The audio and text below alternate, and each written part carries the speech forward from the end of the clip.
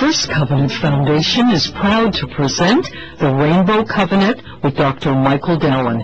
We'll explore the Noahide movement and its connection to Israel and the Jewish people. For information, online, rainbowcovenant.org, firstcovenant.com, or call 1-313-891-1920. Okay, Michael Dallen is joining us this morning, and I have his book in front of me, The Rainbow Covenant, Torah and the Seven Universal Laws. How are you this morning, Michael? Good morning, Zelda. Great. I hope you are. I am very well. Thank you very much for joining us. Okay, Yom HaShoah took place a while ago, just a few days ago. Everything just seems to come together, whether it's Yom HaTzmaut. We're all sort of in tragic means, and then we go to celebration. But a question that has never been answered through the ages, and I don't know, you don't have an answer, but maybe we can discuss it. In the book, is there anything, I haven't been able to find anything about the Holocaust. Was there, what did the Noahites say about that period in history, that tragic period in history when basically nobody came forth to help the Jewish people? The Noahites feel sorry for it. Those who are attached to Torah just regard it as evidence of mankind's depravity. They know better, but they think it was God's will. Many of the Noahites who are close to me, Jack Saunders, for instance, some of the leaders of our group, First Covenant, regard it as more proof that the Jewish people need to come to the land of Israel and develop the land of Israel and make it not just an exemplary society, but also a safe society. Of course, it's less safe now than it's ever been. You've had Carolyn Glick on telling you that the Syrians can shell the whole of Israel from Damascus, and the Iranians are working up to destroy the whole country. You've got more anti-Semitism, more Jew hatred than ever before, and now more of us are concentrated in a small area than ever before.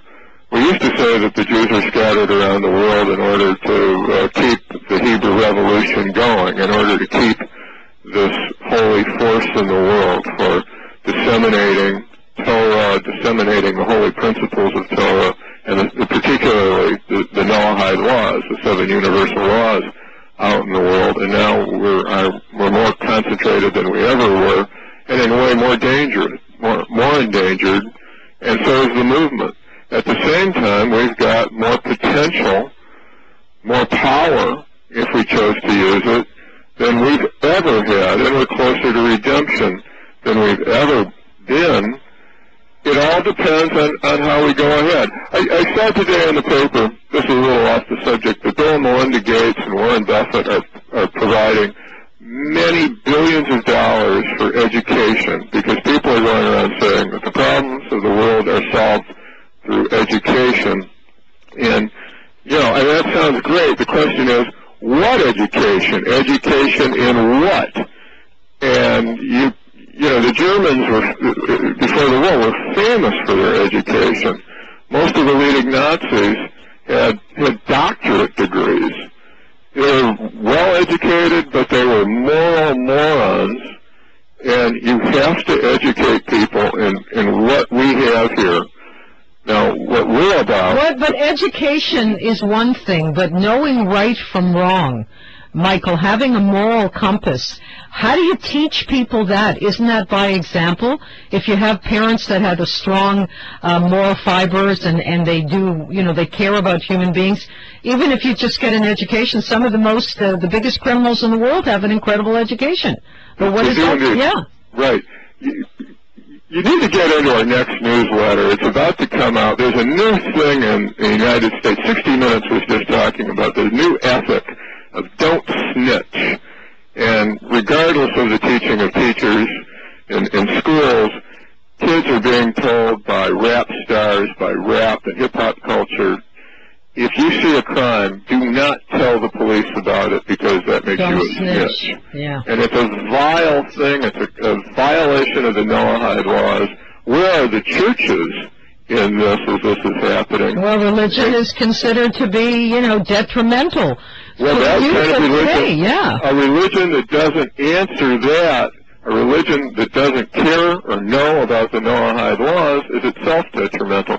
The Nazis came into power with a big Christian platform, supposedly. So without the Noahide laws, without the fundamental laws of Torah, they don't get anywhere. They teach, their people become less than they should be and a danger to the land. Right now in the Arab world, we have tremendous numbers of refugees from this fiasco of Iraq, from the Arabs treating their own so-called brethren, the so-called Palestinians, as pawns.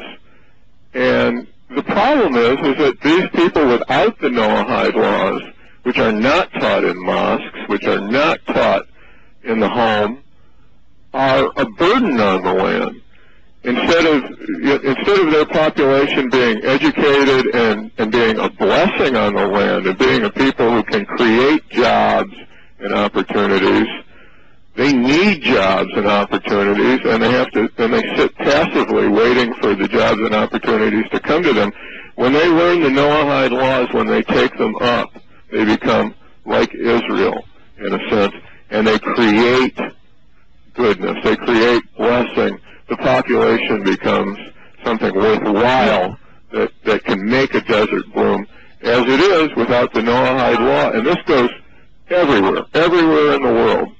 Without the 7 universal laws against things that defile the land, the laws against larceny, the laws against murder, the laws against sacrilege, of shaming the King of the universe by doing evil in his name, you have the land defiled, diminished, you have the polar ice caps melting.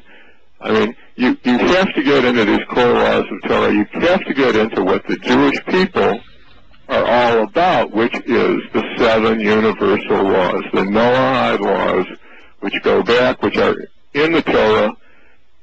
We've got a problem today in that when an educated person hears the word God, he recoils because he thinks that whatever God you're talking about, it's not his God. He thinks it's uneducated. He thinks it's superstitious. The Jewish people are the least religious people on earth currently. Some are ultra-religious, and the rest think of religion as just being superstition, and it's time for them to get past that. They need to not become fundamentalists, but they need to understand that there is more here than they guessed.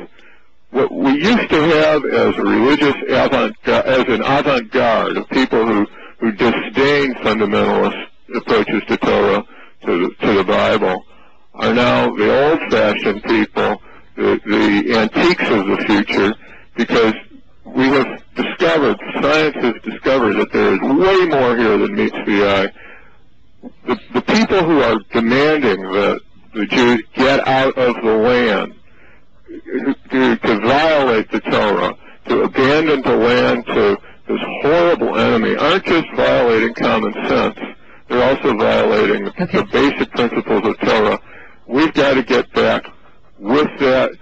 People need to come to Torah in some sense, to give it the benefit of the doubt, not to wear black hats necessarily, but just to give it the benefit of the doubt. Michael, we're totally out of time. I just want to say that on May the 17th, Michael Dallen and Jack Saunders and Rabbi Katz, hopefully, will be with us from Detroit or wherever they may be in town, whatever we can do.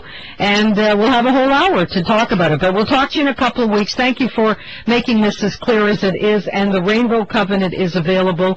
Pick up a copy. Michael wrote this book. It is very worthwhile, and it's very important that you read it. Michael Dallen, thanks for joining us. Have a terrific day. Bye. The Rainbow Covenant with Dr. Michael Dallen has been made possible by First Covenant Foundation.